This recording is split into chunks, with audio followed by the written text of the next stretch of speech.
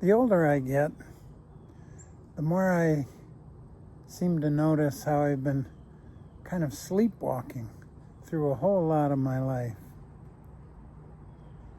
And I also kind of notice that oftentimes it's the hardest things that kind of shake me loose or wake me up. I remember the first day I walked into prison, I learned right off that there are a lot of guys in there that just are trying to scare you.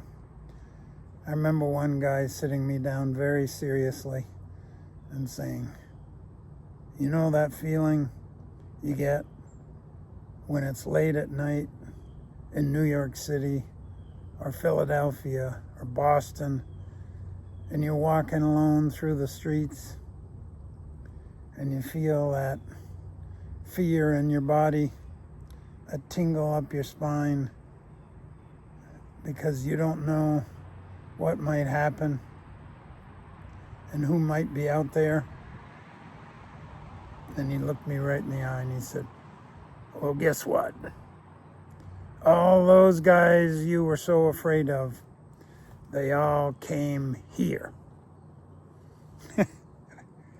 He told me I should keep my head down, mind my own business, not really talk to anybody, and just stay out of trouble.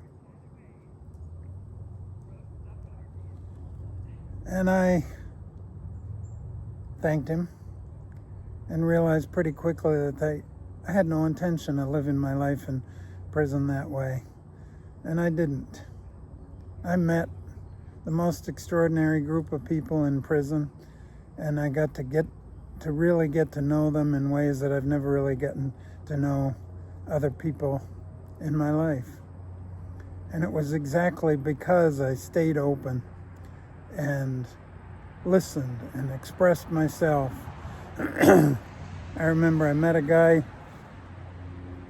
There was a guy sitting at the table next to me early on in my trips to the dining hall, and he kept kind of looking at me, and he was kind of a scary looking dude. He was shaved, head shaved, and he looked kind of hard and looked kind of mad, and I thought maybe it felt kind of like he was mad at me. And finally he said, "So you're from Vermont, huh?" And I said, "Yeah." And he said, "So am I." And he told me his story, and I realized that this was a guy I had heard about probably 20 years ago. His name was John. I remember the story. It was one of those crimes that flashes across the screen in Vermont every once in a while. And he had gone crazy one day, and he had gone on the loose, and he had wound up shooting a state cop. And the cop hadn't died, but he'd been sent away to prison, and of course everyone kind of forgot about him. But here he was. And he became one of my best friends in prison. I spent hours talking to him and listening to him and hearing him talk how he had about what had happened, that he had come home one day to find that his wife was in bed with the best man at his wedding, and he was a man who'd lived with anxiety and certain other mental health challenges all his life, and he just flipped. He got furious, and he ended up running away from the police and then being confronted by the police, and he shot one of them. And he lived with a kind of shame about that. He was a very conservative person, a very law-abiding person. Other than that, really respectful. He was military history, really respectful of the law and the military. And he had lived with the shame for 20-some years of what he had done. And I got to know this guy, and I got to understand what can happen just like that in someone's life. And it kind of helped me understand and have a little more compassion for myself and for what had happened to me. another time. I told part of this story in another video, but I was sitting in the white section of the dining hall. Prison is the most segregated community I've ever been in my lifetime, and it's segregated primarily by the inmates. And there was a white section, and in the white section I was sitting at a table near the edge, and next to me, right on the very edge, or next to our table, right on the very edge, was a table where some of the white gay people sat.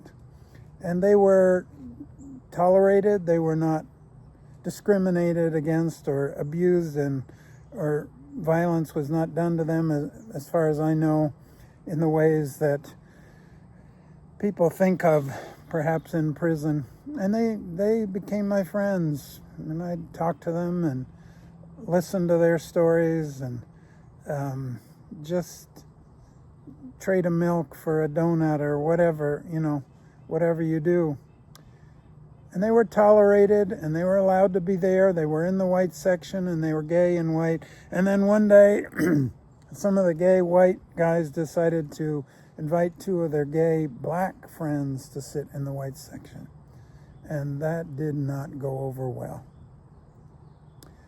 And the first thing that happened was everyone who had been sitting at my table except me got up and left. And they wouldn't sit there anymore. They would not tolerate this. This was a bridge too far. Having black people sit in the white section was a bridge too far. And so I sat there, and I sat there at every meal by myself, and I said, I'm not leaving. I didn't grow up and live through the 60s to start being a bigot now, and I wasn't going to play that game.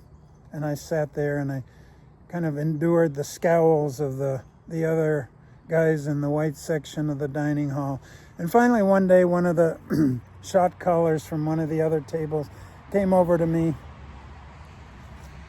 And he didn't sit down because he wasn't going to sit down at the table next to the table where the black gay folks sat. That wasn't going to happen. But he told me, he came up to me, and he didn't know me from Adam, but he knew I was still sitting at the table. And he looked at me and said, Parker, you need to take care of this.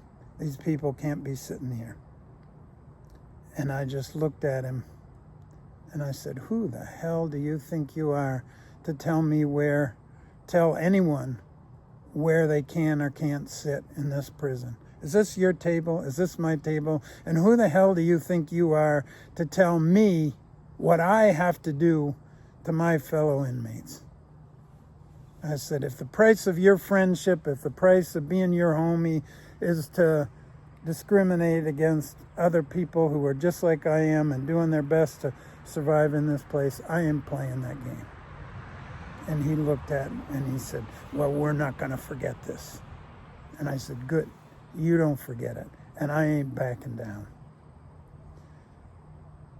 And I can't remember if any of the guys at the table next to me heard that, or if they just noticed that I didn't get up to leave. But there was something about, even though we never talked other than in the dining hall, we all knew once we got out of that place, we weren't going to see each other again. But there was a kinship that started, that I felt with those people, that was unlike anything I've ever felt in my life before.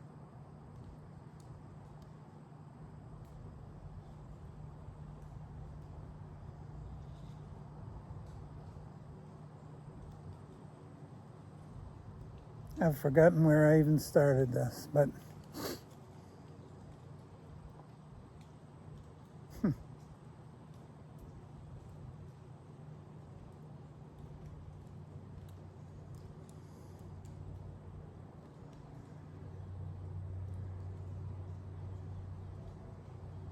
it's a thing about waking up.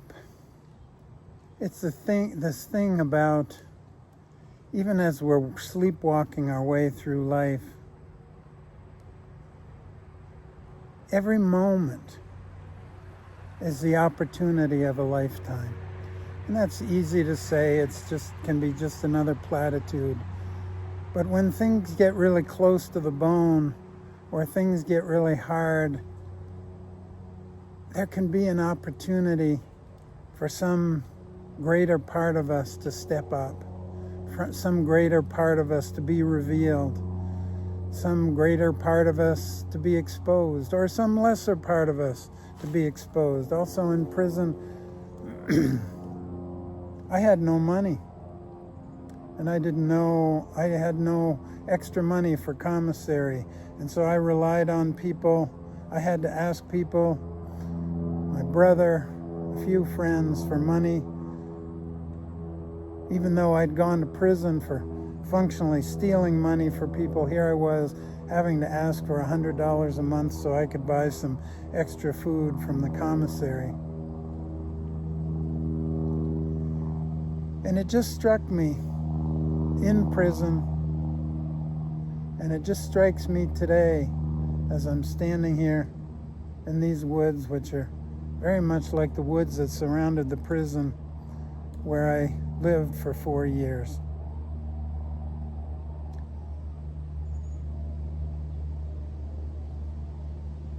That every moment is the opportunity of a lifetime. We can shrink from it. These are scary times. We can avoid it. We can run from it. We can engage with it. We can be mad at it. We can insist that it needs to change, or we can just meet every moment exactly as it is.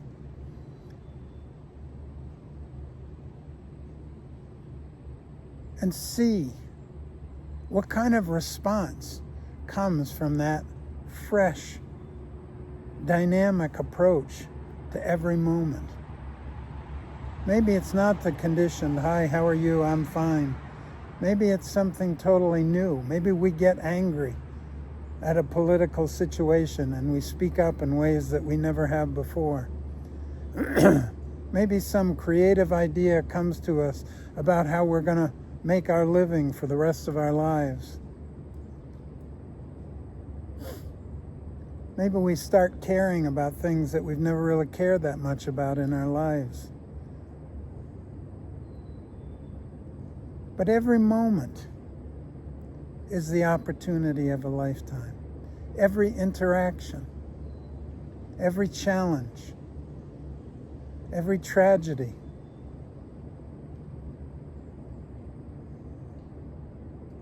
if someone we love is going through a hard time and they're grieving, there's an opportunity for intimacy there that may not come at any moment other than that particular opening of grief.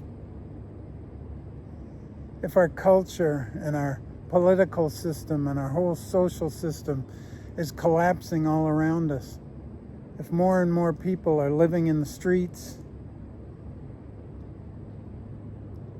if the political system is a total mess,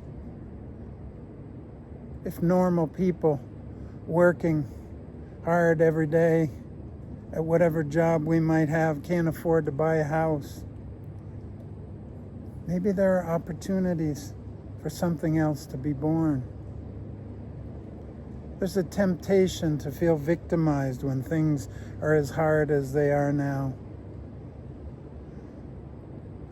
To just be perpetually pissed off. And as I've said here, I do believe there's an important place for anger. But to just be perpetually grievancing about things not going the way we want them to. Even this is an opportunity. Even this is the opportunity of a lifetime. Even this may be the culmination of a culture where it can either collapse or something new can be born and arise from the total chaos that we have surrounding us. So I don't know if I'll even post this. I'm not stating it as clearly as it was coming as I was on my walk here. But it's just an invitation to remember that there's so many forces in life trying to get us to disengage, to shut down, to close off, to run away, to avoid.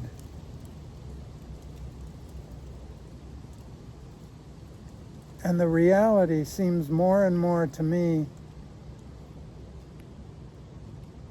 as I've gotten older and as a lot of the nonsense of my younger years has fallen away or burned away, it just seems to me that every moment, whether it's a moment out here on this sunny day with the last of the fall leaves, or whether it's a moment in prison having an intimate conversation with somebody I never would have met if I hadn't been behind bars, every moment is an opportunity to live and to bring forth something that might not be able to come forward in any moment, but exactly this one. Thank you for listening. I'll see you again soon.